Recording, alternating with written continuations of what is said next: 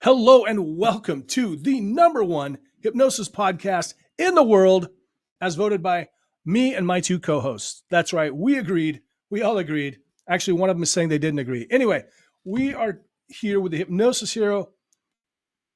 What do we call it? Oh, podcast. And each week, if you're a regular listener, which I hope you are, if you're not, hit that subscribe button. Each week, we bring on a guest hypnotist and we ask them about themselves, and then we invite them to do a hypnosis session right here live on air. So you will get hypnotized on the screen, which I think is awesome. We need to get the word out about this powerful modality. Tonight, we have an even extra special hypnotist on because this hypnotist is a spiritual medium. That's right. So she's going to lead us on a process where if you want to, you can communicate with folks on the other side, the dearly departed, the dead, whatever. I will not be participating in that because ghosts scare the crap out of me. But maybe our guest can help me through that. Her name is Melissa Dodd. She's a really swell person, wonderful person, gifted, despite her poor taste in pineapple pizza and footwear. All right, we've got a bunch of people listening right now. Let us know where you're listening from, where you're watching from. I do want to remind everyone, this is a show with hypnosis. When the hypnosis starts, I highly encourage you to sit down or lay down and don't try to drive or do any kind of operating any kind of heavy machinery because you may zone out completely, which could be bad. And with that, I'm going to bring on my co-host, my friend. Give it up, everybody, for Mr. Brian Bay. Brian Bay, how are you today? I well rested. I slept most of the day, was just kind of on and off. Just definitely a busy week coming from the weekend as well. But how have you been? You know, I've been okay. People ask me how my Labor Day was, and I was like, "Oh, that's right, it was a vacation." Mine was laboring. Yeah, we got our catering company at the Shrine got hired to do a wedding offsite, and people were just coming from all over the world, Australia, New Zealand, I think Turkey. Met a lovely couple from London, and they were like, "You've been amazing. We want you to bartend our wedding in March." And I was like, "All right, here's contact info." So it's in somebody's phone. Nice. Yeah, I don't know what the legalities and everything are out there, but we'll cross that bridge when we get to it. I will tell you too, as I've had a meal that the chef there at the Shrine, Navi, has prepared, and it was absolutely amazing. And I was absolutely blown away by it. And I wish I would have taken seconds, but I was trying to be polite. Oh no, dive in. I will now. Even though you invited me to, I was still trying to. It's tough to overcome those childhood traumas where the parents, be polite, don't eat more. It was so good. It was so good, and it's super exciting news too. It's not official yet, but Brian is helping the local chapter of the National Guild of Hypnotists to get something set up. We may be celebrating World Hypnotism Day right there at the Shriners, and they've got a really beautiful space there. We're hoping to do a really big thing for National Hypnotism Day, and I hope all the other hypnotists out there are planning something as well. So thank you for that, Brian. We got a lovely venue, 97 acres of 18-hole golf course, lovely temple building, and plenty of event space options in there. So. We're definitely it's right in the infancy stages right now, but I'm excited about where this is going to go. Right on. So you're doing heavy labor on Labor Day.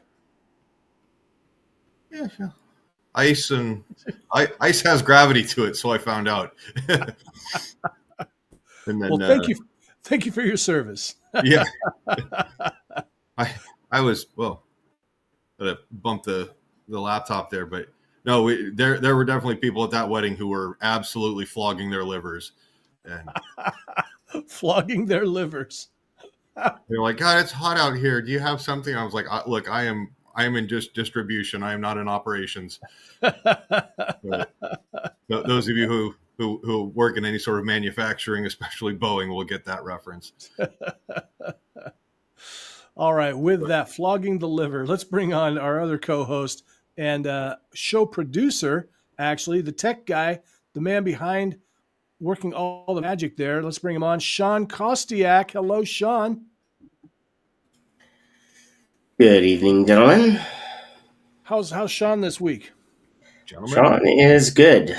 He just finished his first week back at school with students are back in session now. So actually it's my third week because I start a little earlier than most of the rest of the teachers. But first week with the kiddos, and already had to give an award to a young lady in grade 1. If you ever want to feel really tall, just go into grade 1. Let's just say after I was done taking the picture, it took me about 30 seconds to get back up off the floor. Oh, I was waiting for you to be like, all right, I've already had to this week. And I was like, put Bailey's in your coffee or No, we save that for we do save that for special Fridays. So parent teacher conferences. Right. Yeah, that's there's a term that usually goes around. Most staff members will call it choir practice. Oh yeah. Yeah. No, so I actually kind of yesterday was like the oddest day ever. So I'm in the bar at the golf course, and I go run to grab ice, come back, and I hear that all of a sudden there's this guy on the ground and he is bleeding profusely from the head. Wow. And the story that I heard was he came in, he hiked up from the 9th hole, on his way to 10, stop at the bar in between. They call it, being on the turn. And he's like winded, out of breath. It was obviously hot yesterday. And he's like, can I get a bottle of water? We're like, yeah, it's right over there in the fridge. New bartender, her first day, she walks by him to go. All of a sudden, according to the surveillance video footage, this guy's knees buckled, and he just and hits the corner of the bar right there, square on his head. Yeah. And then right about that time, the Square that we use to process all of our credit cards, their server went down. I'm assuming extreme weather. So no credit cards. There's a guy bleeding profusely with a head injury. And I'm like, okay, I'm ready to just call it a week and go home. Wow. But he ended up being okay. They took a lot. I learned that trick when I was learning how to walk. I was I don't know, maybe 18 months old. And when you meet me, look under my eyes, you'll see 2 very small scars, and they are from the corner of the coffee table. And learning how to walk. Oh, so you're not a I know all about that. I'm well practiced. Let's put it that way. Yeah. That's why I prefer the lower center of gravity. Yeah. Well, guys, tell me. There's a 12-year-old penis joke in there. I don't care how old your penis jokes are, Brian. This is a family show. I'm sorry.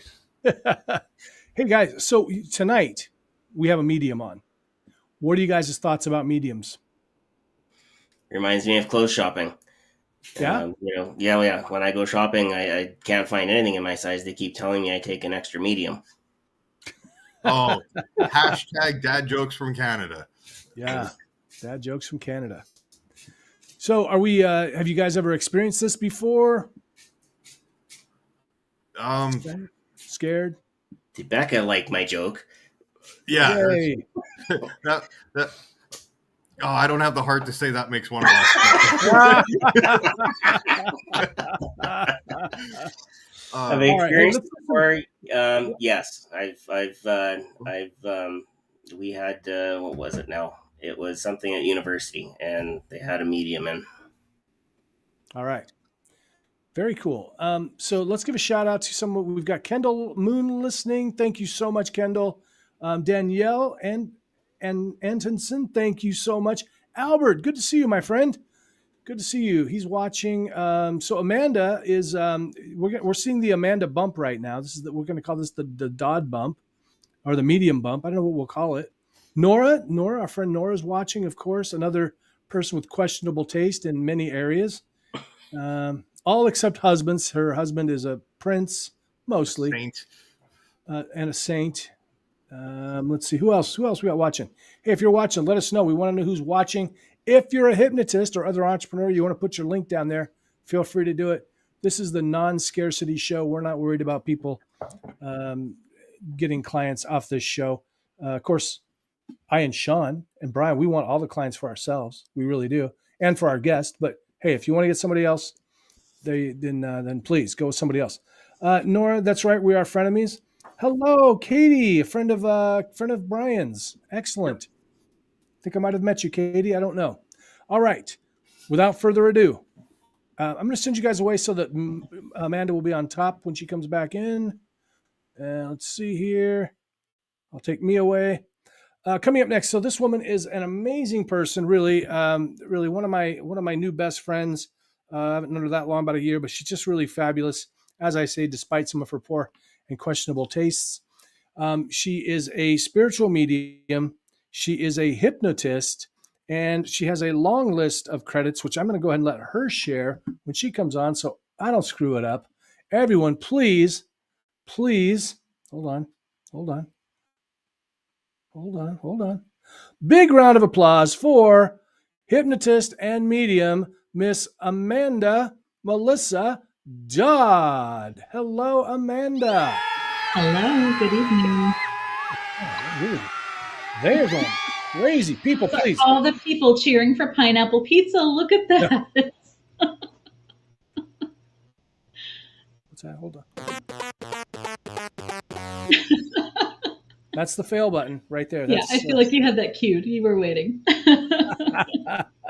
Amanda, I'm so excited to talk to you tonight. Really, what a wonderful person you are. I'm going to bring the other fellows back now so we can have a great big hypno party. How'd this happen? You're supposed to be up on top. Now these guys are on top. What the heck happened? I am not in production.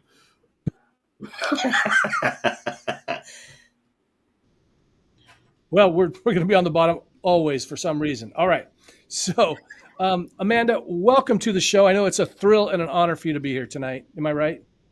It is. It is. How can I complain? I'm surrounded by amazing people. And other adjectives as well. Other adjectives as well. Brian Potts, my good friend Brian. Brian's out there on the in that same time zone as you, so it's kind of late for him. Thanks for tuning in, Brian. You're going to have to come back on every week, apparently, Amanda, because you're just boosting the show right there. Thank you so much for that. Amanda, can you give us a brief rundown of who Amanda Melissa Dodd is? Oh, God. It's a therapy? You might not want to open that Pandora's box. It's been interesting. You know, I identify now as having mediumship abilities. I still don't necessarily go out in the world and call myself a medium. It was not a title that I had wanted. It's actually one that I avoided for many, many years. And I think you'll find that a pretty common thing when people start realizing they've got abilities. They don't know what to do with them. They just know they're a little different. Connie Joe, hello. Lena, hello. So can you tell us, so for the people that are watching that don't know what a medium is, can you let them know what that is? Absolutely. So a medium is someone who is able to have connection with loved ones and spirits. Now, that doesn't necessarily mean that you see them every time. That would be a psychic medium or a clairvoyant medium. But there are people with mediumship abilities. And Jim, I know you said you were scared, but I suspect there are some abilities in there that you're maybe not quite aware of or owning just yet. We're going to get to the bottom of that.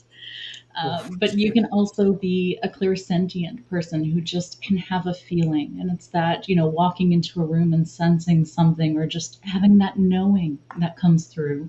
For some people, it's more physical. So a medium can reach people's loved ones in spirit, and they can do it in 3 different ways. There's mental mediums, doesn't mean they're crazy. There's emotional mediums, and then there are physical mediums.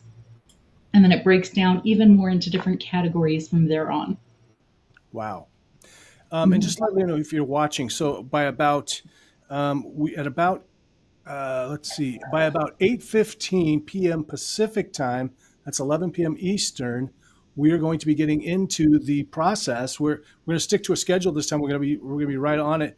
So by about a quarter after, about 20 after, we're going to start the process where Amanda Melissa Dodd is going to take us to a process where you will have the opportunity perhaps to speak to someone on the other side. Who are you going to let us know? Who do you want to communicate with? Who do you want to chat with? Amanda, so you mentioned several different types of medium. Which kind are you? Now, you don't always have to be exclusively just one. And the more you develop, the more many people find that they are more than one. So I would identify as actually being all three. I was aware of at first being more of a physical medium, which means you have more of those sensory type things that you can actually physically feel. And then the earlier, say mid-adulthood, probably more emotional. And now it's more psychic, it's more mental. So it's more pictures, sounds. I'll hear a song that someone loved. I'll know what kind of music they liked. I will get, just little snapshots, or sometimes it's full audio video. Wow. And I'll be able to describe it. Wow. Yeah. Can you tell us how this, how did you just, I'm going to be rearranging the stuff here, by the way, everybody. I'm going to move things around, hopefully to get Melissa up on top somehow.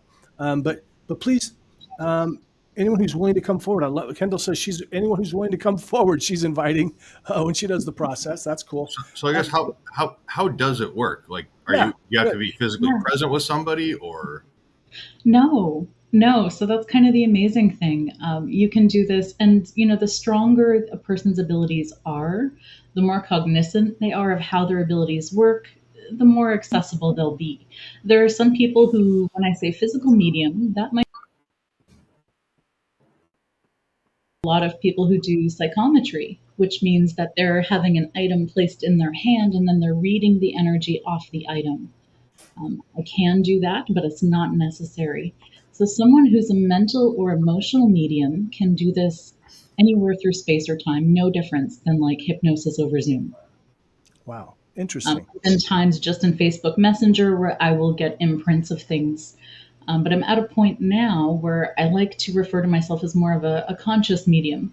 And I used to say that I was an unconscious medium, and that, like many, I didn't have control over my abilities. I didn't get to choose when or how often or what I was receiving. And you can imagine in elementary school, that was a lot. Wow. I actually got diagnosed with attention deficit disorder, and I don't know that that was accurate because if you're sitting in class, you've got a world of sensory coming in that other people aren't experiencing. That would look different, wouldn't it? I mean, your attention's going to be diverted. Sure was. Sure was. Yeah. Well, if you've had a conversation with me for longer than 5 minutes, I'm on that spectrum. So Becca Rose has a really good question here, Amanda. Becca asks, how do you know the spirits you are talking to are not just things in your head or things in your mind? Right. So this that's simple. The voices that are inside of your head and the squirrels that are inside mine go, hey, it's the spirits over there. Yeah. So with every single ability that there is, and there are multiple, we can talk about them. Yeah. Each one can happen in two ways. It can be subjective or it can be objective. So when someone tells you they're clairaudient, that means they can hear clearly. They hear spirit. If it's subjective, it's going to sound more like thoughts. It could come through in your own voice. And so it is a little hard to distinguish. But the way that you'll start to know is, why would I think that? That's such a strange, that's not me. That's not mine. And that's one of the first questions that I teach my empaths and my mediums as they're learning, is to ask, is it mine? And if it's not yours, do you need to hold on to it? What do you need to do with it? Now, if we're talking about someone who's clairaudient and objective, they'll actually hear it. So in childhood, a lot of people talk about hearing their name throughout their house. Go looking for it. No one's calling them. Whoa. Yeah? Flashback? Do you remember that? It scared the crap out of me, though. Yeah. So if I heard you correctly, if you actually hear somebody auditorially speaking to you, you've got a power. But then if it's the polar opposite, where you can't hear that stuff, is that the Latin? Is that the Latin word for husband? asking for a friend. Yeah, I think my spouse could identify with that possibly. But How can well, I we? mean, this is interesting. I just kind of throw in some little humorous bits in there, but no, please go on. Yeah, so there are lots of senses. I think, when you look at the Hollywood version of, medium, then they're seeing all these graphic things and they're all shown as being clairvoyant. That's not necessarily true. There are some really great mediums who are just clear cognizance, which means they've got a stream of information coming in. But if you ask them, how do you know? They don't know how they know, but it's a gut feeling and they just know. And then they begin to trust it because it gets validated over time. And so coming back to that question, it's practice and it's validation over time. Now, here's another aspect, not just the mediumship part, but here's where I tend to blend it with hypnosis. What I know now is, having been a medium first, is that when we take a client into theta, we're going to the same place in the brain. So we call it, having visual imagery when a client's in hypnosis. A medium will call it being clairvoyant. Wow. The terminologies are talking about the same things. There were some really fascinating tests done with mediums and doctors. I don't know if you know the Long Island medium, Teresa Caputo. Oh, I've heard that. Yeah. She did some testing with Dr. Amen, where they did an EEG. And so they were looking at the brain waves and the activity of when she's doing the mediumship reading, what's happening. And you can see various points where she's dropping down into those theta states. But then, because she's reading for what we call a sitter, she has to come back up to those higher brainwave states to then interpret what she's seeing, hearing, feeling, knowing to her sitter. So it's that ability to go up, in, and out over and over again. Is that like Edgar Cayce type thing, where you say that there's a sitter, there's somebody kind of deciphering what they're saying or something? What? No. So the sitter is the person that you'd be reading for. Oh, okay. Yeah. Never mind. Okay, I got all mixed up. So before we go on, we got a few. Oh, did you complete your thought? I'm sorry.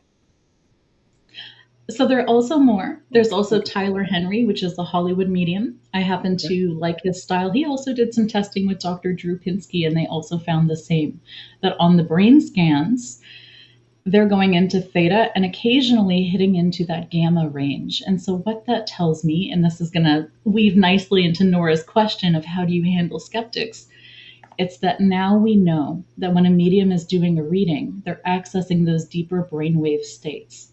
If someone was going to be making it up, that wouldn't be happening in theta, and that wouldn't be happening in the gamma state. So I find that particularly exciting. And both of those are, they're celebrity physicians, but they're also very well respected. Dr. Drupinski from, I mostly know him from Loveline, but he's done other stuff as well. And then, of course, Dr. Amen with all the NPR specials.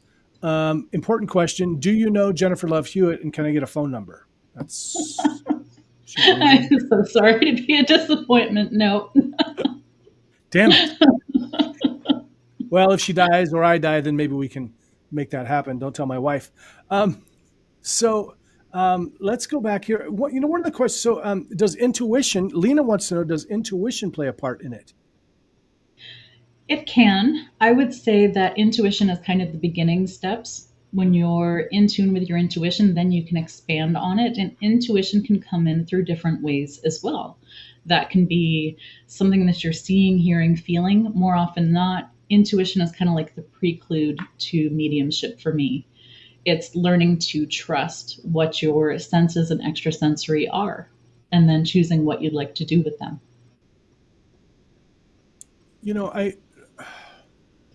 I can't help wondering, excuse me, but how do we know that that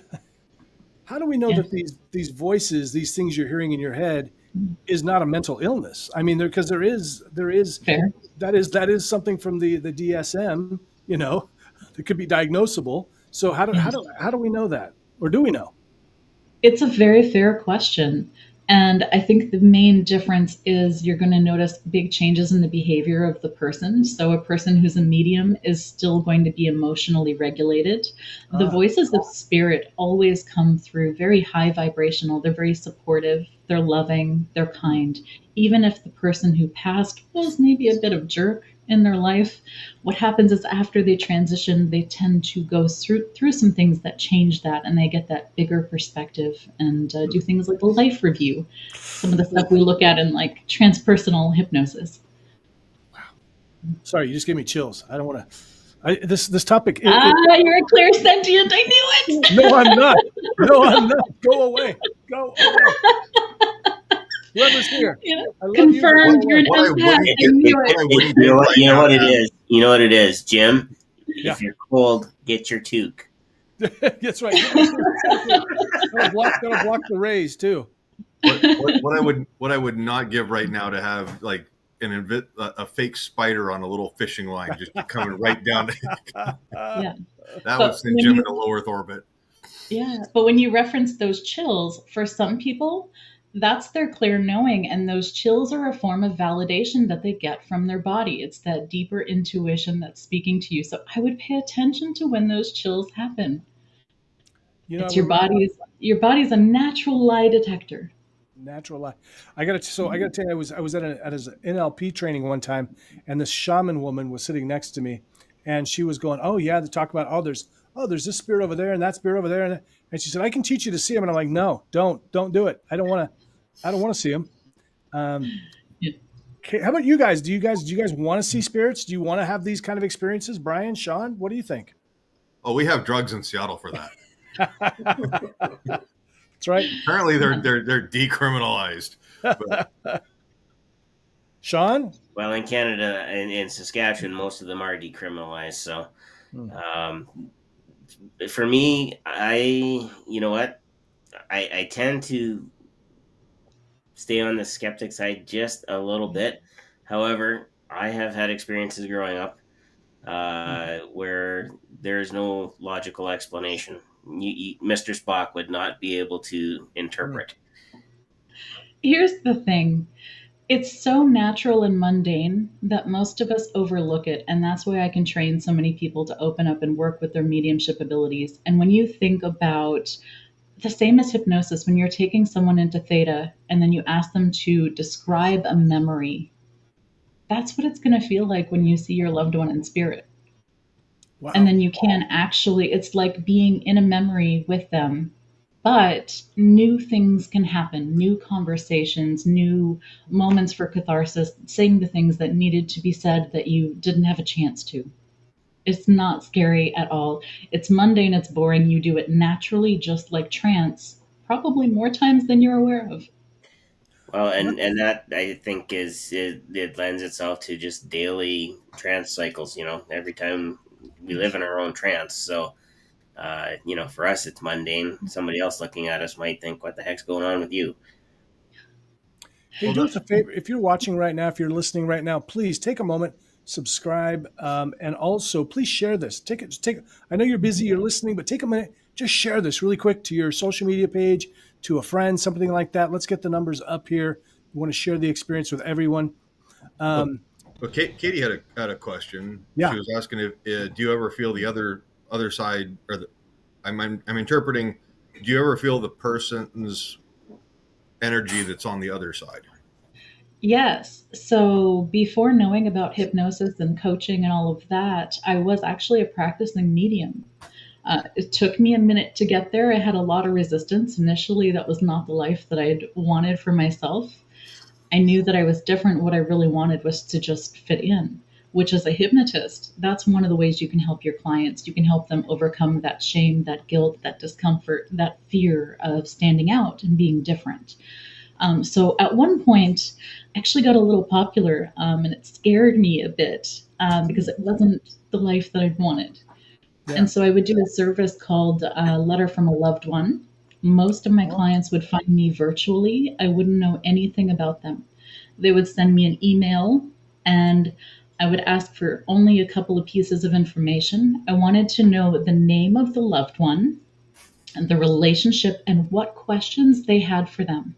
And they had to be questions that were more than just yes or no. It was a lot of pressure. It's very raw. I didn't work with a hypnotist back then, and knowing what I know now, that's why I do this, is because there's a lot of self-doubt that can come in when you're accessing these deeper states. And when you don't have a client sitting in front of you, you can't ask the questions. So what I would do is meditate, go in and get impressions of the person. And it's almost like an interview where I'm then having their loved one and I'm asking them, what was your life like? How did you live? Who were you? What did you love? What was important to you? Give me a memory that only your loved one is going to know, something special. And they would essentially come through, and sometimes I would have like an overwhelming sense of who they were as a person, the parts of themselves they liked, the parts of themselves they didn't, the things they were sorry for and had wanted to change. Wow. Even their humor. And humor can still come through. Really? Mhm. Wow. So what was it like? So you're a little kid and you're different. There's something going on. So what happened? How did you finally come to the light? How did you come and finally start practicing? What was that journey like for you? It took a long time. I was super, super resistant. So I would say that I was a natural born medium, which means that I had the abilities open, up, and running. I like to compare this to hardware and software. Because we have a brain, we all go into trance, we all have hardware. Running mediumship is like running software. Mine was open and already booted up when I was a little girl. And so I have memories from 2 and 3 years old of having experiences that I didn't understand and couldn't explain. Sometimes being in a room, it was like a family reunion, and I'm like just observing the adults and thinking, how come there's this one adult over there and no one is interacting with them? Oh, wow. And I'm the only one seeing them. Ah. And so you're just, you're quiet and it's observing. And you're like, if everybody else in the tribe is ignoring this person, if I don't do the same thing, I might get kicked out of the tribe. I might not fit in. Whoa, it's like And I need these imaginary. people to love and feed me and take care of me. Yeah. So you learn to boss that part. I was just thinking, it's like having an imaginary friend when you're a kid. Maybe people, Well, that's just it. Many imaginary friends. So here's the other thing about spirit. The same way that we have hardware and software to run, so do your loved ones on the other side. A gift that they have is that they can change the way they present. I can see someone's person who's crossed over. They might not show me what they look like at their passing. They might show me how they looked and felt at the peak of their life, when they had like the best memories, that had the most happiness, when they felt the most proud. full head of hair. Right. Yeah. Well, sometimes I'm envious when we go to conferences and you just get to stroll out. And I don't have that option. Yeah. So when you think about little kids, a loved one in spirit, or even if we're talking about higher realms like angels, which I work with as well, they don't show up with a halo and wings and a garment. They show up in a way that's going to be comfortable and received easily. There was a memory that I reference a lot as a little kid. I used to go skiing with my family. I'm also Canadian, Shawn. I know you didn't know that when you were doing your digging. I did. You did. I know which city you're in. Parlez-vous en français? He's a good investigator. That's a little scary. So we would actually go skiing. And my mom would always laugh at me and say, oh, watch out for Amanda. She's going to race. She's got to be first. And I wasn't a competitive person. I didn't have a competitive bone in my body. I was about 7 or 8 years old. That's usually the time that a medium will start to shut their abilities down. They'll either disclose it to someone they trust, and if they can't trust anyone, they'll pipe way down. I piped way down. Others will turn it completely off just to protect themselves. The thing was, I wanted to be first because I would go so deeply into trance that I could feel my loved ones around me skiing down the hill, and I was actually racing with them, not with the muggles in the back. Wow. Yeah. But I was aware of sometimes speaking out loud because as a kid, I didn't have that control. And I didn't want them to know because I knew it would be off, not normal. So, Yeah. so this may be skipping ahead, and if we need to come back to this later on, we can. But like, if I just gave you like rattled off a couple names, would you be able to be like, okay, this is who they are, this is how they pass? It took me a second to drop myself into trance, but yeah. Okay. One of the things I like to teach my students, and what's really important, is I'm an evidential medium, which means that you're not going to be feeding me any information. There's no feeding the medium here. Instead, what you want when you go to a medium is someone who is going to just share what they have, like being the telephone. And the reason that mediums are sometimes wrong is because, one, they've got their own human filters and programs that run. And the way that we perceive things can be different. A red rose for someone could be deep love. Depending on their life experiences, it might have a different meaning for somebody else. Okay. Right?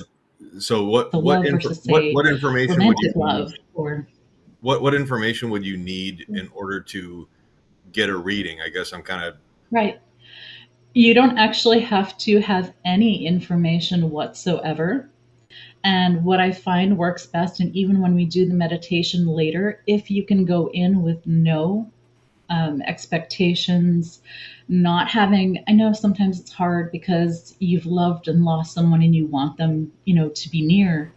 Sometimes the same way that we have to run that hardware and software, so does spirit. And so a loved one who has low energy might need another family member to kind of piggyback off of. And so we don't want to have expectations because that can be a block. As can I guess I wanted to make sure that I was understanding the process. Like if I said, hey, here's this person's name, would you need their relation to me or how they're associated? Or would you be able to just go, okay, here I can tell you XYZ? Because if you can do that, I'm not going to say that my brain won't short circuit and my head won't pop like a zip, but I'm not going to deny it either. Right. Yeah, I'm a little less practiced at giving readings these days, but there was definitely a point where I could, and I definitely did not need any information whatsoever. And when I do the psychic fairs that I do locally, I still don't need any information. In fact, I would prefer not to.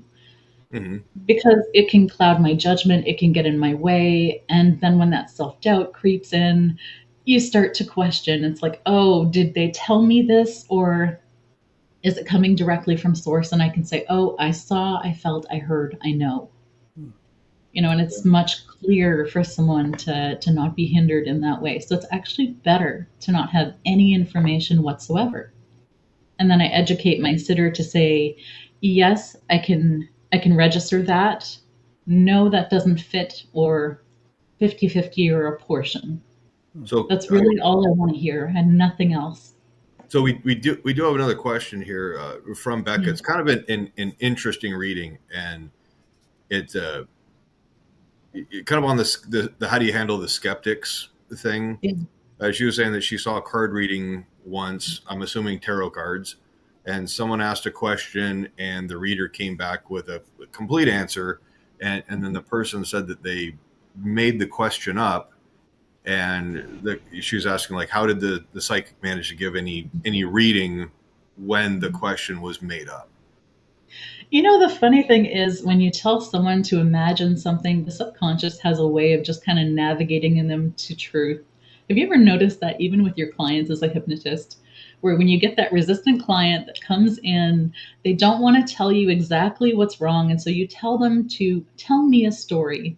And lo and behold, their subconscious is going to choose those exact things that they need to work on. It's the same.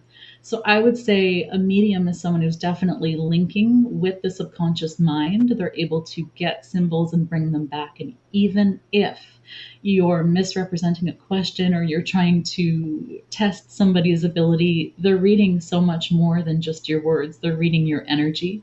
They're reading your sensations in your body. They're able to hear things. And if their information is in fact coming from a loved one in spirit, that loved one is going to have that bigger perspective and know things and share those details. Okay. Is Lena asks, is this related to Indigo Crystal / Crystal Kids? Sure, because some of those children are coming in with their software fully on, open, and booted up. And then the thing with those children is if they don't have a mentor or a guide, they're going to need extra help. They're going to need extra support and understanding. Now, some of those kids have sensory issues. You know, they don't like certain kinds of material on their skin. They don't do well with loud sounds or bright lights. They're extra sensitive. They've got their abilities turned all the way up on the dial. Wow. You guys look traumatized. No, I'm sitting there going, you're talking about like hardware, software, and small children turned on, and this, that, and the other. And I know Shawn's kind of like an IT kind of techie guy. And I'm like, so those I understand videos, what she's saying. No, I'm like, and this is like probably completely inappropriate, but it's like so I'm giving you advance warning, which is not fair to me. It like those videos of like people taking laptop computers and fax machines and like slamming them down. Is that like the tech equivalent of shaken baby syndrome, or? Yeah, I would say so. That's where my mind wandered. So ADD at its finest, ladies and gentlemen. Yeah. So I want to remind everyone in about 5 or 10 minutes, Amanda's actually going to do a hypnosis session for those of you that want to explore the other side. So as Amanda said, she's touched on that she does readings, but she doesn't do very many anymore because she's moved on to now your primary focus is on.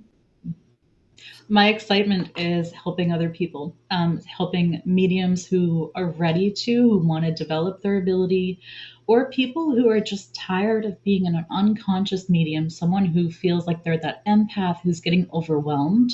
They can't go into public places because they're being bombarded with insight and information. They don't want it.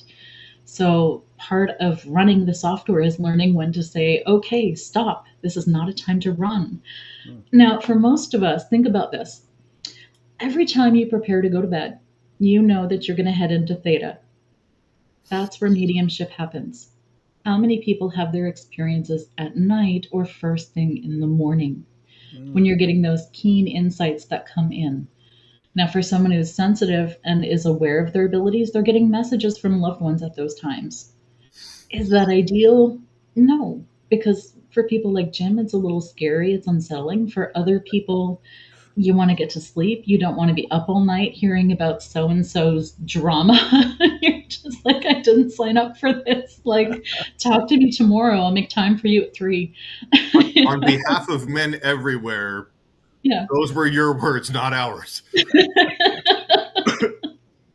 Yeah, well, see, I love men. I truly do, and I think I understand them well. And maybe it's that mediumship side of, having someone who's always talking in your ear and just knowing when it's time to quiet it down. And then having a way to fine-tune that ability and say, okay, off, done. So now when people say, oh, can you give me a reading? It's like, yep, I've got that program off at the moment, but yeah, I can boot it on. Yeah. Oh, I was trying to quiet the voices once, and I kept pointing the TV remote and hitting mute, and I had to sleep on the couch for a couple of days. Amanda, I got one more. Living. I got one more question before you kind of tell people what to expect and everything. And this one's pretty important to me, and I don't know if there's any. I was brought up very religious, and I revolted, but I'm finding my way back a little bit, but.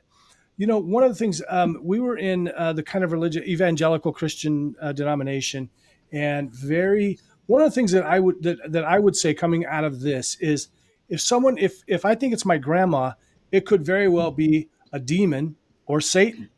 So can you kind That's of not great to say about Gam Gam? I know exactly right. So how do I know it's really Gam Gam or Gramsley as I called her, and not some horned devil? See, here's my big understanding, because I've had that experience personally. When Gam Gam comes through, she's not going to be giving you advice that is going to send you down a harrowing path. So, for one thing, the insights that come through are always going to be higher vibrational. There's going to be that element of unconditional love and support. There's look at my little empath. I see you. Do it again. Grandma, not now. Yeah. We might have to wind back the video a little bit, but you know, on the slow motion instant replay, it'd be like where Jim's lights all of a sudden, you know, grew super big. And Right. Yeah. And so the other thing is, I feel like this is truly God-given because it's in your hardware, and we all have the hardware. You don't have to be a natural born medium. I can train just about anybody.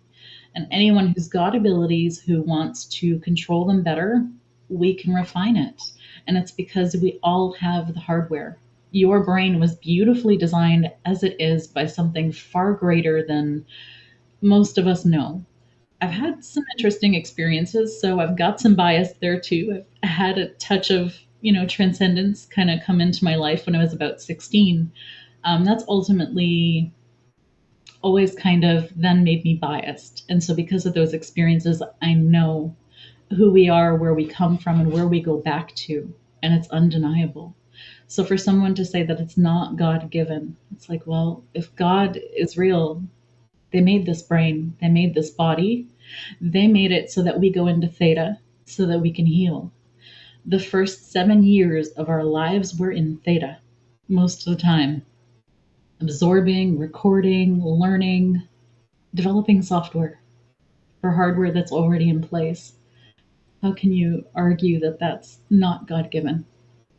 That's really beautiful. And I love that healing, because there are conversations I would love to have with my grandma. I mean, that sounds really good. Okay, we got one more. This will be the last question before we go. Oh, Shawn, can you drop Amanda's info down there again for everybody? Reach out to her. I know we got a lot of fans of mediumship. If you want to train with this fabulous woman, reach out to her. If you want to get a reading, she might take you on as a client. Nora asks, I was just going to ask if you've ever encountered any negative or evil entities like those demons that Jim is afraid of. Yes, I have. And it's not to scare you, but there are certain things. And so people who are working with their abilities will have certain encounters, particularly if they don't have a mentor, they don't have someone to guide them, to give them a set of protocols and practices to protect themselves. And so part of my work is also doing spirit releasement therapy. That's another element of my hypnosis, where sometimes... Is that like an exorcist? Yes. Yes. It's not frightening. I promise you it's not scary. It doesn't have to be. Sometimes we take on things that we aren't meant to, and it's usually from a place of love or caring or concern. So I don't know how much time we have, but I do have some interesting stories. Ooh, let's save those for after, because we do want to get started. And I do want to let everybody know too, if you want to learn hypnosis, I'm starting in my Hypnosis 101 course online, starting in about 6 weeks, 5-6 weeks from now. Shawn's going to drop the link down for that.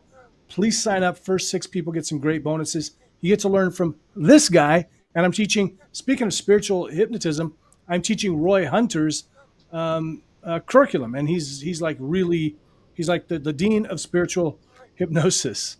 So maybe some of it will rub off on me, and I'll set aside my fears of the demons.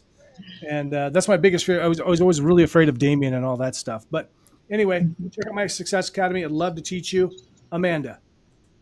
So everybody get ready. This is the time. Let me put up the warning. This is the time we're going to be doing, and remind us. You guys remind me and remind Amanda. We want to hear these scary stories afterwards. Maybe that's when I go, grab a glass of water or something, so I don't have to hear the scary stories. I'm not as brave as I look, and so there we go. All right, so we're going to start the hypnosis part, or the mediumship part, maybe the combination thing. This is the time when you need to sit down, lie down. Don't be doing anything else. Amanda, please take it away. So what I would do is invite you to try to come to a place of just openness and ready to experience. Hypnosis and trance can happen differently for everyone. Not everyone is going to have that full audio video experience, is the way that I like to explain it. But you do all have the hardware needed. So you don't have to be a medium to experience this. Typically, what I call this session is visiting a loved one in spirit.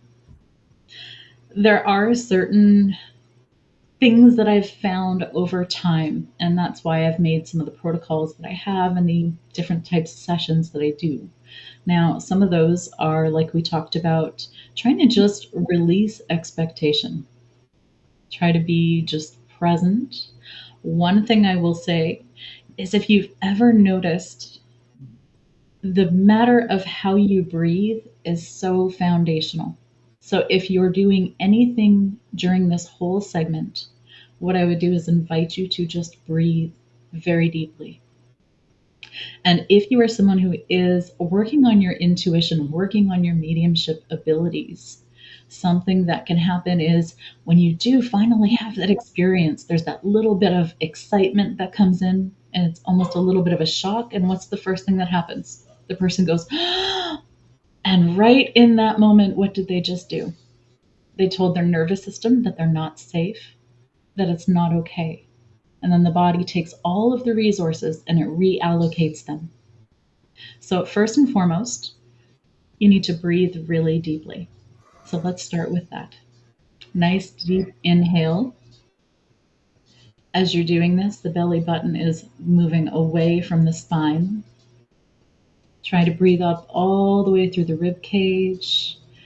And we want a nice, long, tall body, as though you've got a cord at the top of the head, connecting you to the ceiling, pulling you up, making room for the breath.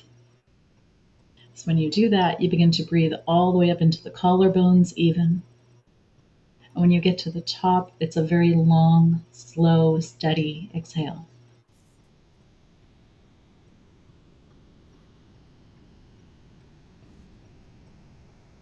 When we exhale low and slow, we're telling the nervous system, we're telling the body that you are safe, you're secure. It's time to heal, to rest, to digest. So allow yourself to do that a couple more times now. And as the mind begins to drift, allow there to be part of you that's still noticing that long, slow, deep breath. If you'd like to, you're welcome to bring your journey inward now. You can allow the eyes to relax. Allow softness to come to the face. All of the thoughts, the busy, the doing that have been happening in your day, let them go now. And a really beautiful thing begins to happen as you start to let go of the thoughts, the busy, the doing. It's almost as though there's a reciprocal energy that happens and the day begins to let go of you. Everything that you hear now, inside, outside, outside in, or inside out, helps you to have the right amount of focus for you in this inward journey now. In the next moment, I invite you to find that higher power that you know to be the highest, purest, most divine, and invite it to here and now to guide you on your journey, to give the sensation of peace, allow it to flow down from the heavens, from divine, from source. Some people like to imagine this as being a pure, bright, white light. For others, it's a golden, healing energy. It has warmth, softness, And imagine pulling that down now towards the top of your head. On the next nice deep inhale, bring in that energy like a liquid flowing relaxation. Allow it to cascade over the forehead, releasing the lines from the face and beginning to relax the tiny muscles in the eyes. On the next deep exhale, let go even more. If you have things that are coming up in mind that you know you have to do, imagine writing them all down now on a great big list. You have an endless amount of parchment. You can write it out in any color, size that you like, each and everything that comes up. Allow that list to get longer and longer. And you know that as you come to writing each and every item down, as you get towards the end of that list, that it's going to begin to roll up and secure itself with a ribbon, and we're going to set it aside for now. And you come back to that inward experience. Feel that relaxation beginning to flow in as you claim this moment as your own. Soft, healing, high vibrational energy coming into the jaw, releasing any and all tension, density, stress. Let it go. Good. On the next inhale, bring in even more now. Let it flow in, down through the back of the neck, releasing all of the tiny tendons, nerves, letting them soften and melt. The shoulders flowing down to a natural, comfortable position, as though you've just taken all the weight of the world and let it melt away. It wasn't yours to hold. Eyes closed, come to that inward journey now. Allow that healing energy to flow through the rest of the body. On the next inhale, with your inward focus, imagine a really beautiful place, somewhere that brings you so much joy, some comfort, some peace. And feel what it feels like to be in that place. The sensations, the temperature. If you've taken a nice deep breath, what aroma do you smell? What is the scent in the air? And when you exhale, let go even more. Any and all tension, distraction. As though you can breathe it out and away.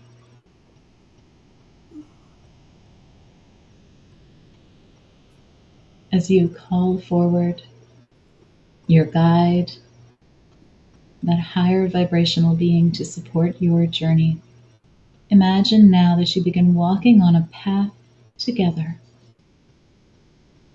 feeling the ground beneath your feet. Notice the sounds that it makes as you take each and every step.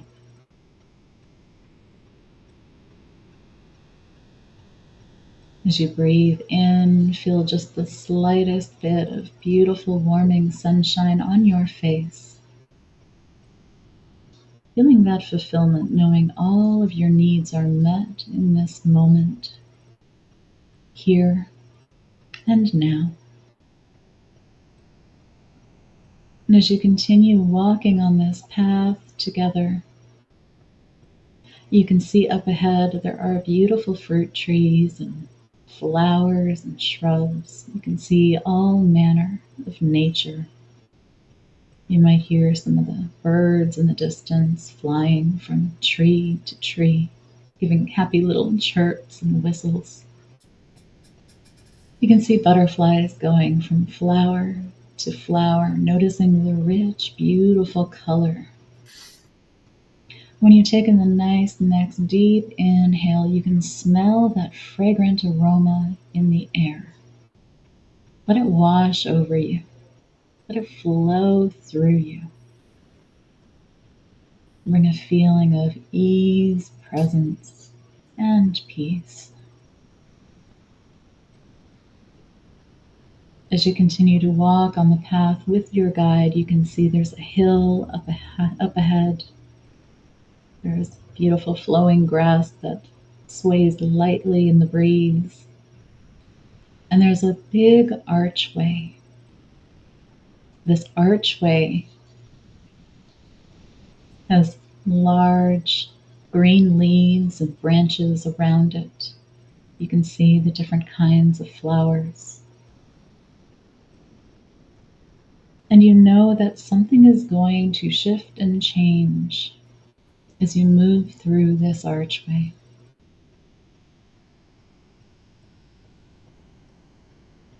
And it's almost as though that you know that when you move through this archway, you're going to let go.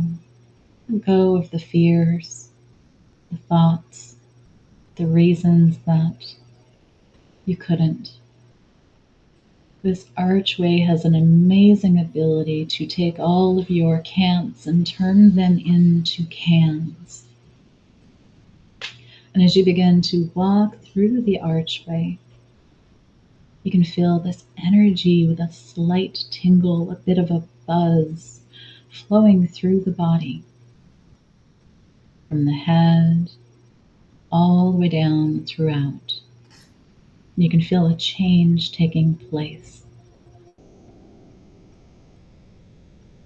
Take a nice deep breath in, pull in that high vibrational energy, and let any of the blocks, the challenges, the lower, denser feelings, emotions begin to subside, to disperse, to simply evaporate now.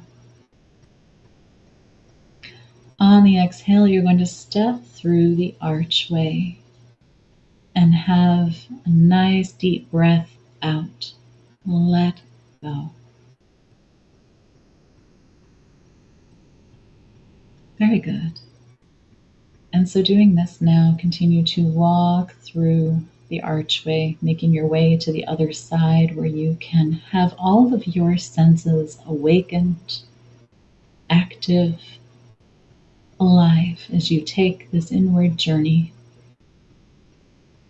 Soon you come to a garden, and you can see a wonderful gate, two beautiful angels on either side. They nod and they beckon you forward. Walking with your guide still, as you approach the garden, you can see people reuniting. Seniors, elders, children, pets, family members reaching and hugging and loving one another, having this wonderful reunion. There's so much joy, peace, and calm. The gate opens and you're welcomed inside. Step by step, you go further and further in. You can see up ahead there's a beautiful pond, a large willow tree. And not far from the willow, there's a bench. Go ahead and take a seat on the bench. As you take in a nice deep breath, really feel what it feels like to be sitting there at the pond, watching all these happy reunions happening around you. You choose to call your loved ones in spirit forward now. those loved ones who would like to come forward to support you in some manner, to bring you a positive message, or to simply share space with you, give you a great big hug. You can imagine angels descending down with loved ones in tow, helping to create the right space and connection for you now. And so as you're sitting on the bench, you can feel the bench beneath you. And it's almost as though you're aware of the energy around you. Take a nice deep breath. As you exhale and sigh, letting go even more, you become aware of a familiar feeling presence. As you turn to look, you can see a silhouette, a figure, someone that you know coming closer and closer. Invite them to come forward, to come closer, and to sit on the bench with you. Notice what you feel, what you see, hear, and know. If you'd like to, you can extend your hands out and imagine feeling their hands in yours. Notice the temperature, the texture, and how it feels. As you look your loved one in the eyes, begin to have a sense of how they feel about you. Let it flood through you. Ask them to show you, tell you, help you feel something about yourself that is important now.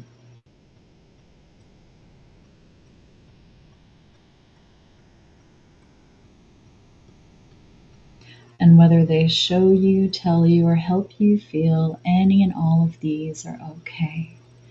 The first thing that you see, hear, feel, and know, allow it to simply be what it is. On the next deep breath in, looking at your loved ones, ask them to show you, tell you, help you see, hear, feel, know something special about what they're doing with their time now. Their favorite thing to do. Whether that's being present in your life or the life of others. If they have a special task on the other side, how are they spending their time? And allow that to play forward for you as though it's on a great big screen, like watching a movie in the park.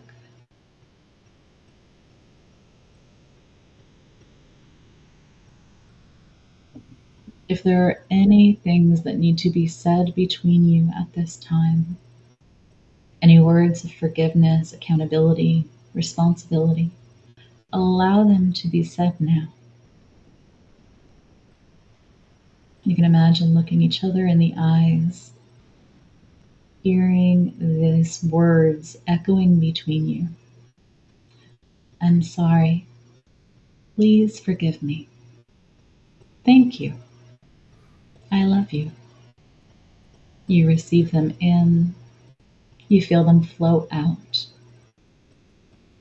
And allow this energetic change to happen between you, healing any wounds or hurts from the past, and connecting even more deeply with them now.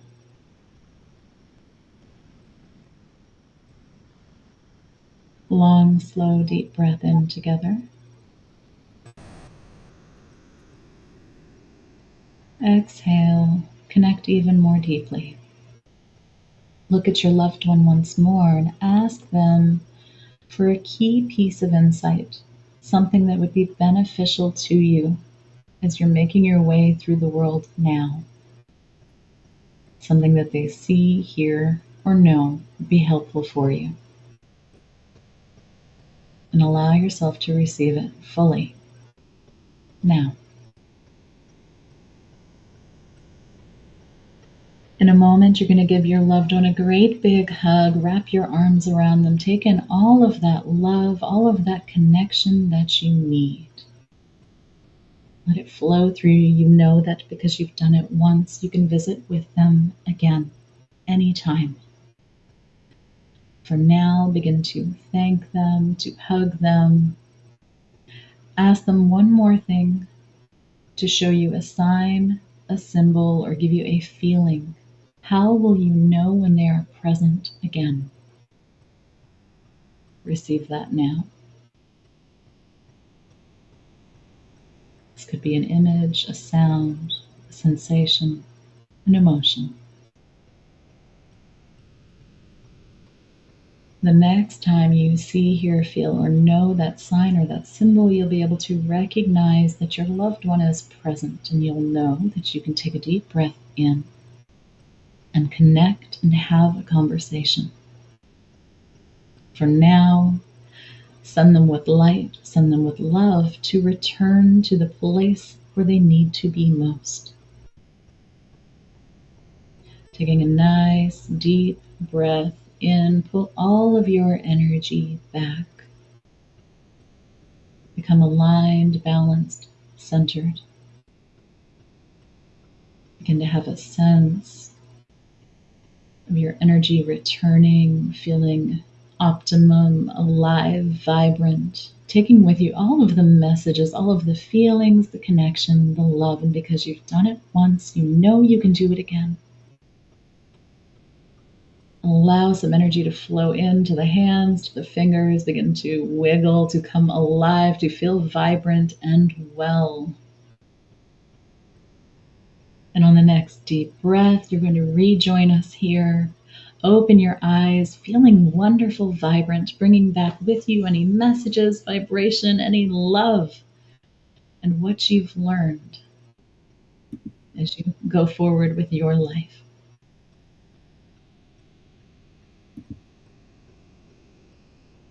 Fully back now. 3, 2, 1. Feeling optimum, aligned, balanced, and centered. Thank you so much for allowing me to guide you. That was great. Thank you, Amanda. Hey, if you're watching, if you're listening, what was that experience like for you? Drop a comment for us. Even if you watch this later, after the fact, drop us a comment. I'll make sure Amanda gets your message. Thank you, Amanda. Mm-hmm.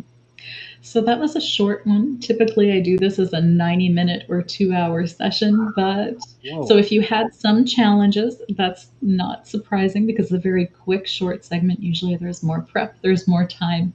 But you can definitely begin to practice this even with self-hypnosis. Mm-hmm. So what would be the reason for having a 90-minute or a longer one? Sometimes I've had clients who were just stuck. They couldn't move past a certain thing. They had really lost someone and they didn't get to say those final things. They wanted answers and understanding. You know, sometimes when people leave this earth, they do it in ways that are shocking, surprising, or hard, or hurtful. And so it's nice to have a moment of catharsis, of connection. And it's nice to know that they're keeping up with the Joneses. They know what's happening with us. They're not necessarily peeking in. It's not voyeurism, but they do know things, and they do tend to remind us of things, which is another part of that validation process that happens. You know, they can remind you of a birthday coming or an anniversary or something special, and it may not have been in your conscious mind that this thing is coming, but they know. Wow. Nora says that you have a beautiful hypnotic cadence. Loved it. Connie Jo Holmes says, thank you. Danielle says, it was amazing. I was surrounded by mostly animals and friends that passed. It was wonderful to hug everyone and feel so much love. Wow, that's awesome. Fantastic. And remember, y'all, this is I'm here forever. If you're watching on Facebook, you might want to, it'll be easier to find over on YouTube. You don't have to scroll through as much, you can just go to YouTube to the Hypnosis Hero playlist. Brian Potts says, right at the end, I had my dog since passed away, licking my face. Wow. Yeah. Becca And says, that's because they happen in the same place in the brain. So whether you're taking someone to trance or whether you're guiding them into their mediumship abilities, here's a whole new way for you to look at it as a hypnotist. wow, amazing stuff. What kind of questions do you all have? Let's hear your experience, and then what do you what kind of questions? If I ran a couple names by you, do you need to go into trance? Yes, I'm probably. So I shared an image earlier in chat, and actually that was part of something I wanted to share. Is as I'm leading this, I do drop into trance. So now is a good time, but I would say one at a time. One at a time. And then just give me a minute to sit with it to let you know what I feel.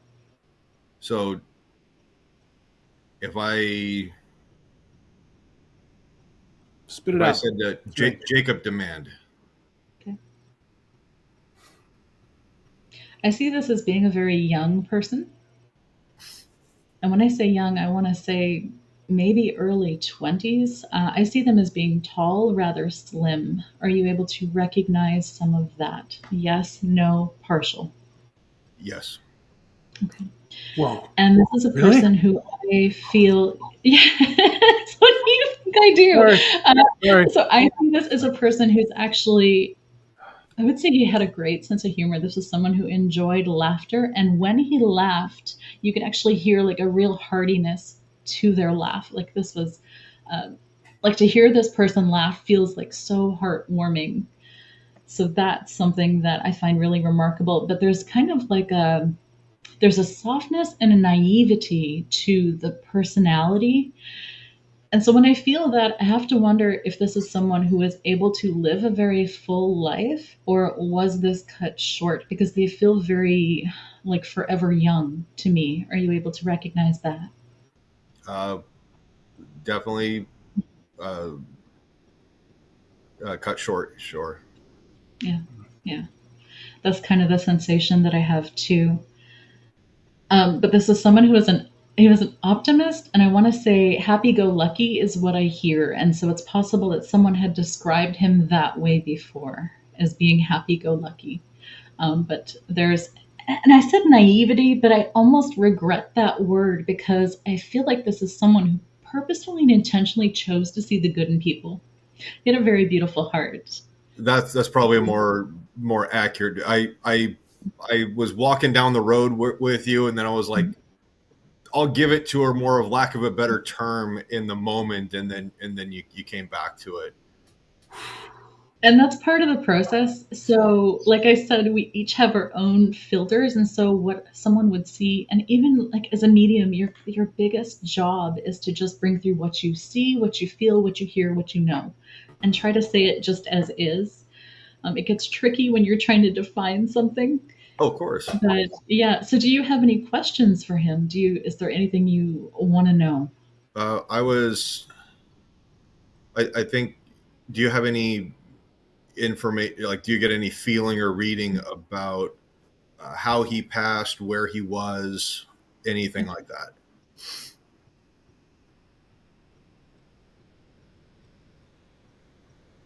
I feel like there was a vehicle involved, but he wasn't in it. Fuck. Dude, was that the... Oh. Sorry. All right, I'm gonna... Okay, keep going. Yeah, so there was a vehicle involved, but he wasn't in it. And I almost want to say it feels like a hit and run to me. He didn't feel it. It was a surprise. It came very quickly. There was no pain. Okay. Now that I've traumatized you all. No. Okay, so Staff Sergeant Jake Demand was my next door neighbor when I lived in base housing, and he was deployed overseas, and he was in a Humvee that got hit with I think an 85 millimeter mortar, and he was, I would say, probably late 20s, and Yeah. So that when you were like, he was in a vehicle and it was quick, he didn't feel a thing. I was like, okay. That Jim is over there feeling it. Jim, you are clairsentient. I can smell it on you. like, Oh my God, I got such chills on that. Oh my God, So that's why wow. we do this work, though. And so as a hypnotist, you can empower more people to open up and touch these abilities. And it's so beautiful because now you know that you have that connection, you can have that catharsis, you can continue the relationship. You know, for some people who've had alienation from their families and they didn't get that closure, what a beautiful opportunity you get to bring. And so I've had clients who are frozen in time, just need this little bit. But for me, it's more powerful for them to have that firsthand experience. I would rather guide you through this because I could sit here and do this all day. no, I was kind of like, Ultimately, I'm like, I could throw out a Right. couple of names and I would be like, all right, can you describe them? Yeah. You know, how they passed and everything like that. Mhm. Wow. I would say Brian Comrie. Okay. Well, hold on. So the reason that I love to do this way is because I equate it this way. Would you prefer that somebody explains to you what it feels like to eat and enjoy a strawberry? You know, if they're trying to tell you what the texture is like, the flavors like, the sensation, the mouthfeel, all of that, or would you rather have that experience and having never had it before? For Oh me, yeah, I'd rather take the bite. And so that's why I do what I do. Because, yeah, I can sit here and describe it for you, but you could also have this for yourself and not have me in the way. Wow. Now, because I am a medium, sometimes I do pick up on people's sessions, and it allows me to guide them that much deeper. no, I guess yeah, like I talked to you maybe a couple minutes and we were just sorting out like logistics. Okay, here's the flow of how we're going to do things. And this is kind of like completely unscripted, but Yeah. If you could get something for Brian Comrie, and this is kind of my way of like, okay, do it again.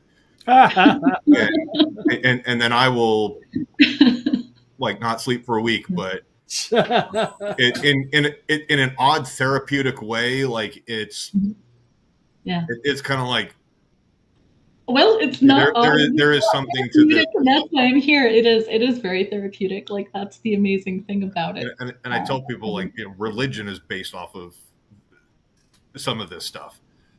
Yeah. Yeah. Well, give me a second to try to connect with Brian. I've got to send your other loved one back to where he needs to go. Yeah. Let me just do that.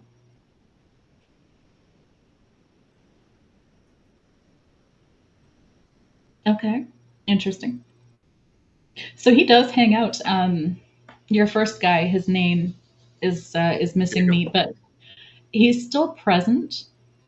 There was a dog, and I see this dog as being like either a lab or a golden retriever. I don't know if this is yours or his. Your first person that you had me bring through, I was just sending him off, and he left me with that little bit of information. He is present with that dog. So I don't know if this is a dog of yours that's potentially passed, a dog that you have now, or a dog that they had. But that is, when I went to go send him back to where he needs to be, that was there. So that's just for you to... knowing Jake kind of back from Kentucky, is if I recall where he's from, it wouldn't surprise me if that was like a dog from childhood or something like that. But I don't know anything one way or another. As part of your comfort, just know that he's happy and he's got that. They've got that enjoyment. They've got that time together now. No, that's awesome. Let me try to connect with Brian now. I see Brian as being older. I see him as having darker features. So darker I see features, darker hair. Yes. Older. I see him being taller and a thicker build. I would say he's more of a medium build, but also darker in terms of, I don't feel like it's just his physical, it's not just his physical being, it's also part of his expression, I don't want to say personality. Let me just zone in a little more. It feels a little brooding, like, and I don't know if this is.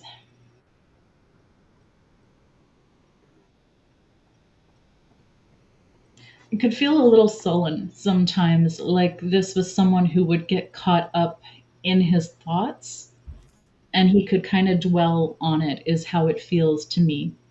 Is that something you could recognize? Finding out afterwards, yes. Yes, no, maybe. Right. Okay. So I feel like with this kind of personality, there was a propensity for depression, and that kind of rumination that could happen. And I feel like he wants you to know that if there were times when you tried to engage with him and he wasn't able to, that it wasn't you. He was in that rumination type energy that was happening. Can you understand that? Every bit of it. Oh, dude. Jim, are you going to sleep tonight? Wow. So Brian was a good friend of mine that I met through, it was either Little League baseball or soccer. And then going up through that, we met probably 5-6 years old, and we played high school hockey together. And then it was a handful of years after graduation. He was like one of the funniest guys, and he wasn't like the tallest kid, but you were spot on with Jake. He was like tall, lanky guy, kind of like myself. But Brian Jake came through super easy, and he brought that personality, that vibrance with him. Brian was a little more standoffish, and that may be because that might have been how he conveyed himself as a person. And so sometimes when they come through, it can be hard to discern, like, are you doing this because this is who you were as a person, or are you just further away in terms of energy and I need to pull you in closer? Now, Brian was like the funniest guys in the room, and was just incredibly talented and creative. And unfortunately, I never knew this growing up. And it was like after, I think sometime between 2007, 2008, I was living back in California, and I had reached out to him. I was working. I was, going through just some struggles of, in life, kind of what you do in your mid-20s. And, I reached out to him and I was like, hey man, like, kind of miss hanging out with you, and like, let's go grab a beer and, grab something to eat. And so we made plans, and he was trying to break into the acting industry. And it wasn't, I moved back up to Washington State, and I got a phone call that he had taken his own life. And there was probably, I think at his memorial service, to show how loved he was, there was, I want to say there's probably close to 2,000 people that showed up from all over. And we found out later. He wasn't showing me any of the talent or the lightness. He was coming through. He had battled depression for years. And when people have kind of terminated early, sometimes they do come in with that piece of, hey, this wasn't you, or I'm sorry. And they can come in with some of that residual like guilt happening. Yeah, all right, everybody full speed ahead. With my reactions, you guys were not able to, we could not have scripted that. I'm not anywhere near that talented to just in the middle of a podcast drop an F-bomb. Wow. But yeah. It's okay, Jen.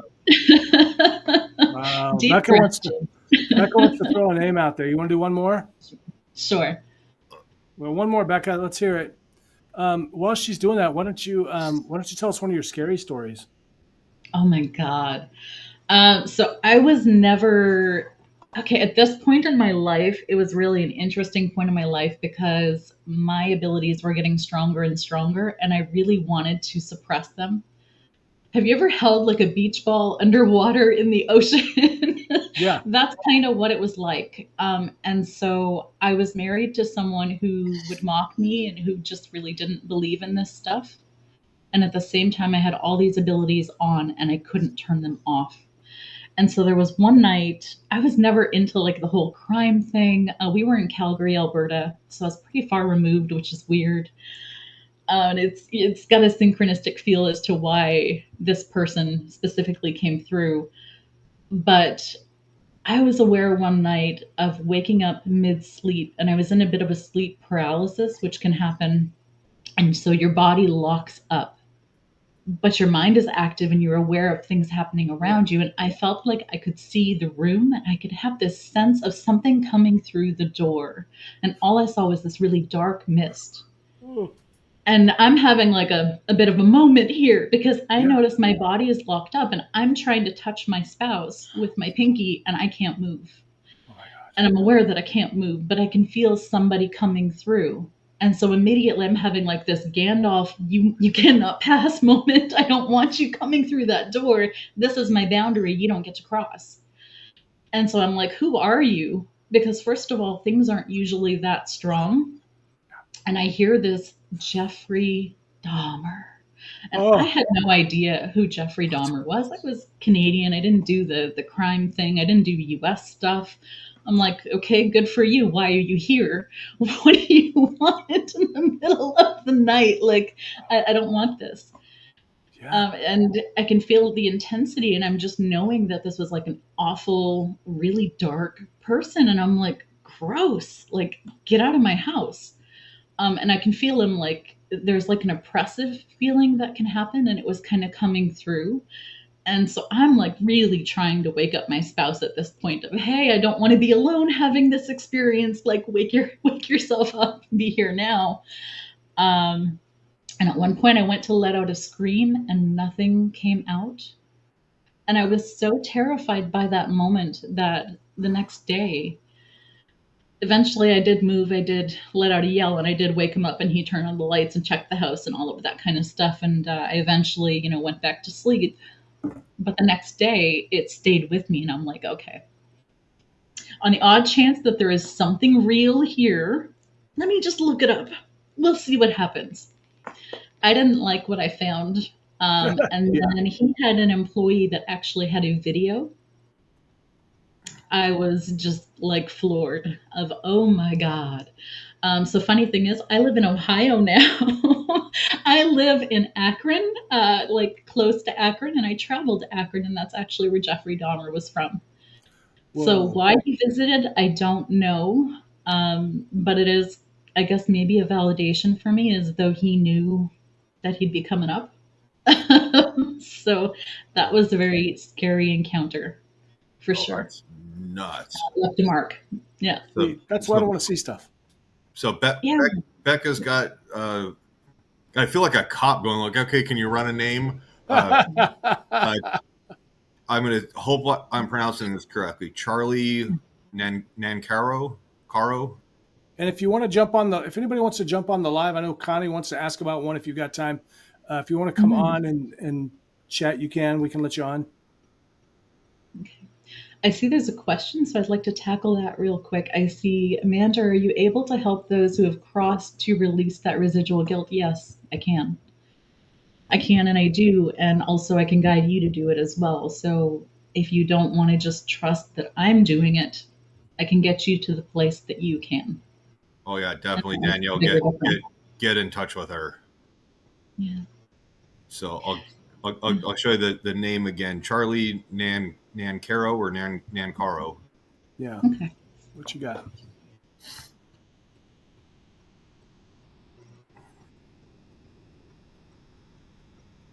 So I do feel someone. I don't see him, but I do feel an energy, and I do feel them as being older male. I keep getting a sense of glasses, but you know how they're like the round frames, like the really round, like, oh my God, they're like 90s glasses. Like, like they're just some items of clothing that are from a specific date and time. Like, he's got those kinds of frames. And my sense about this person is this is someone who loved literature. This is someone who loved to read, and potentially also to write. And it almost feels like a professor to me. Like that's the feeling that I have. Let me know if you're able to recognize that yes, no percentage, because it's helpful. Do you have any questions typing for and Carly? Yeah. so that I've noticed that tonight I've been watching the live just on mute on my other screen, so there can be a couple second delay, kind of depending on internet connection and things like that. And so keep in mind what I'm essentially doing is dropping myself into theta, coming back up, dropping myself into theta. Yeah. Now that I know the science of it, it's kind of wild. So that image that I had shared earlier in the chat was funny to me because essentially what I found is I started wearing a Whoop tracker. Oh, yeah. And I never had this before. So I actually led hypnosis in the Salt Cave doing one of my group events. And what I found was the Whoop thought I had taken a nap.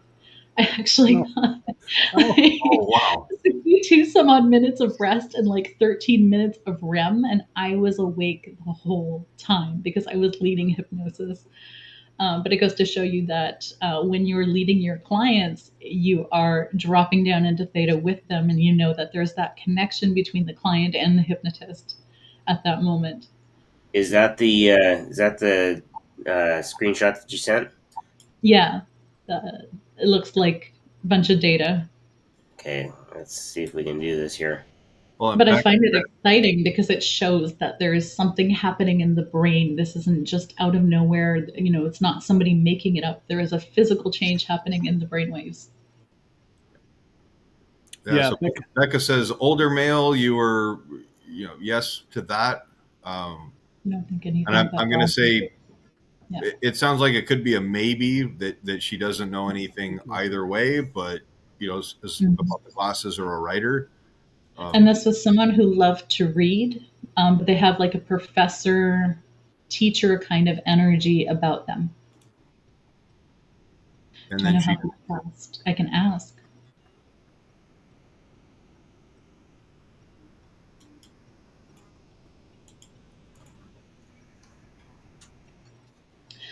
So actually, I feel unwell, illness. I feel a little bit of nausea. And just like digestive upsets. So I would say illness. So something like that. It didn't feel fast.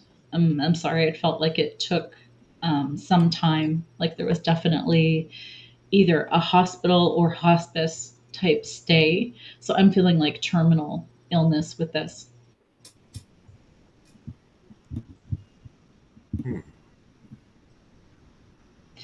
And so when you're working with a medium, though, it's nice to try to, not all mediums will be able to just go off the name.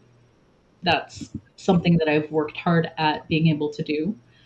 Your person that you see might have other abilities. Just try to find out where their abilities lie so they can play to their strengths. And also try to check with someone that you can validate things. Like if you're going to have a first-time experience with a medium, you want to have a bit of history so that you can say, yeah, I do know this, I do know that. Try to bring a loved one in spirit that is someone that you knew well enough as you're like testing out how you feel about things. So Connie was asking about, hold on. I see Becca says, I think you were onto something. I'm going to translate that from British to English. And then Connie was asking about, I'm assuming a gentleman named Everett Brown. So one process that I do also teach my students is always finish with the spirit that you've got. Yeah. This is like super rude. No. And then you're like, okay, well, done with you, dude. So let me. He died from cancer of the esophagus and digestive issues, and that's if I had to imagine what that felt like. That was what I was feeling. Yeah. Damn. Yeah, let's let Charlie go have an antacid and get him some rest.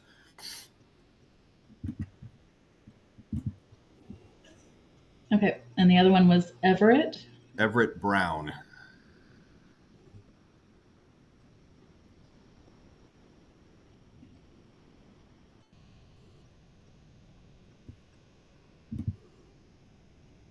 Okay.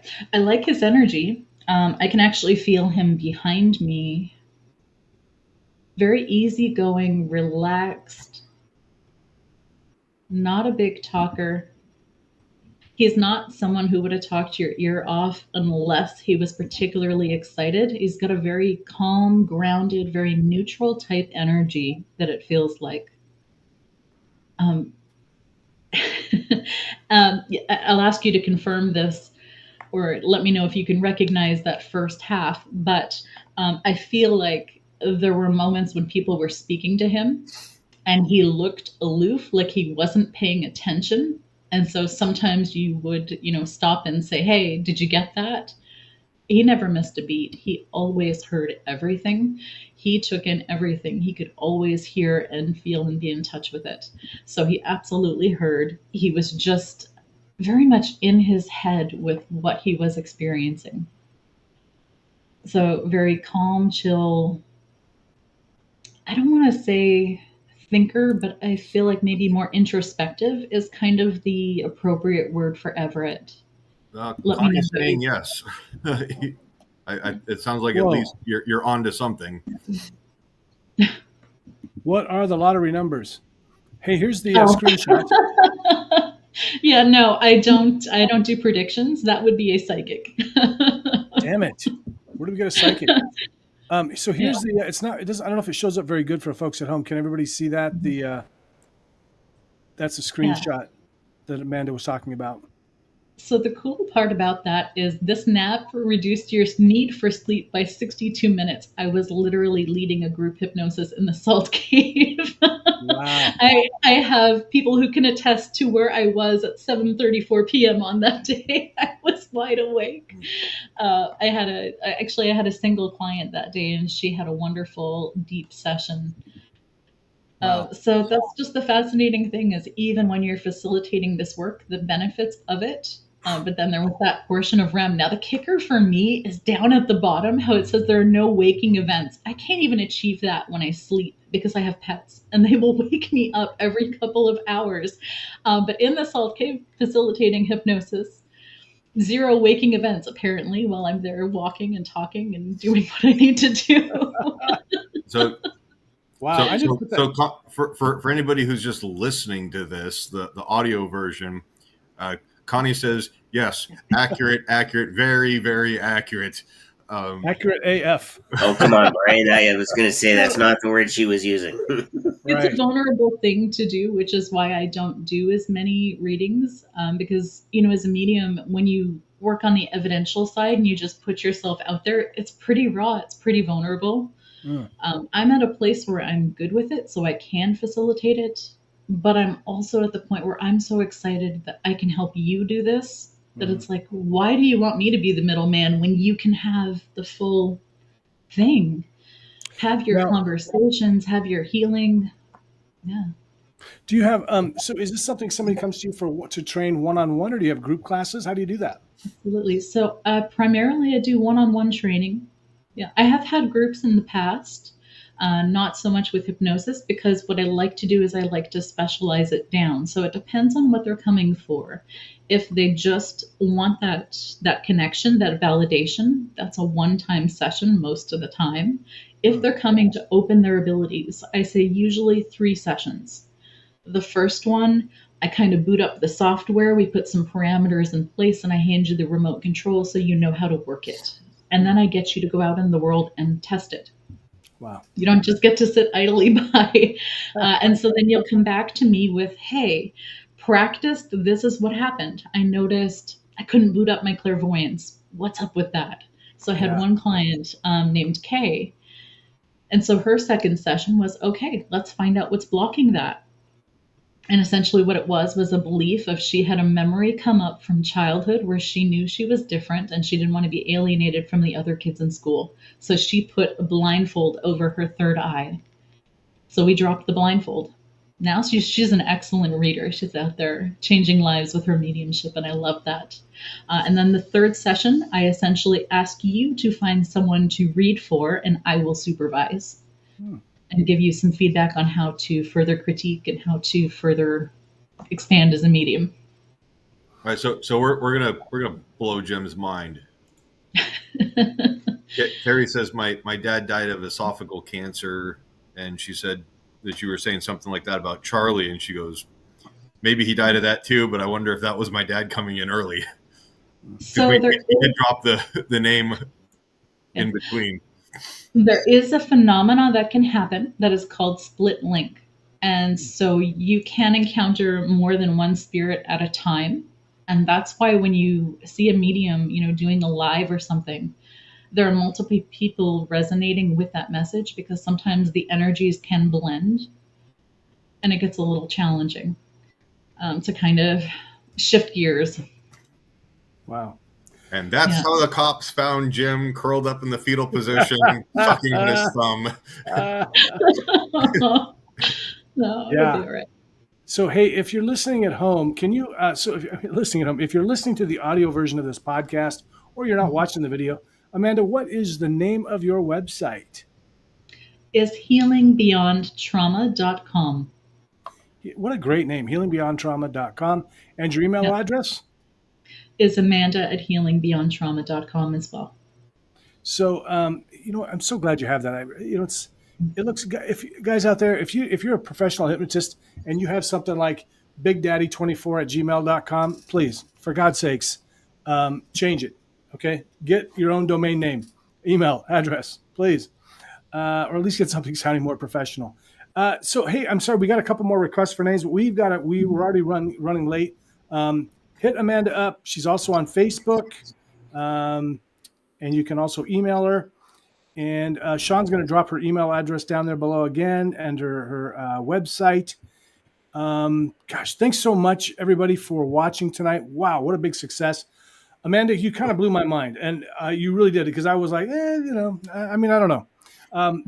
I got to say, though, one of the things that I told you and Linda Thurnberg, is that how you say it? Thurnberg, was that one of the things I like about these two, because Linda's into this kind of woo-woo stuff too, is they also are like just normal people. You see Amanda just seems like a normal person. She's not, I don't want to say stuff, but there's some folks out there that present in a different way than this, and they just seem normal, and yet they're doing like this crazy, mind-blowing stuff. So, wow. Thank you so much for having me. I've had so much fun. Me too. Where can people? I know you've got like a Facebook group too, or something, don't you? Or I do actually have a group for developing mediums. The link is kind of escaping me at the moment, but you can definitely find it in my link tree. Oh, good. And if you go to Linktree, then it's Healing Beyond Trauma. You'll find it there. And there's some resources there too. Cool. So go to the link tree, healing. And I just dropped it in my comment on the Facebook Live. Awesome. Thank you. Everybody, thanks again for watching. Please share this episode. Blow their minds. I swear to you, I do not believe that Brian had talked to Amanda before this. No, we've never met. No, that was, like I said, that you mid-sentence, I reacted, and like you could probably hear it in my voice that you got choked up. Emotion. Yeah. And that doesn't happen a lot. Yeah. So I want to remind you too, if you want to learn hypnosis, Hypnosis 101 starting up soon. Go to hypnoticsuccessacademy.com. You'll find it there, along with some other cool stuff. You can also get the app, all the other stuff. Brian, Shawn, Amanda, thank you so much for your time. Yeah. And I'm going to go have a scotch. Amanda, it was a pleasure as always. Guys, thanks so much for watching. We really do appreciate your time. Again, please like, subscribe, comment, share, do all the things that you do. Take care. Be well.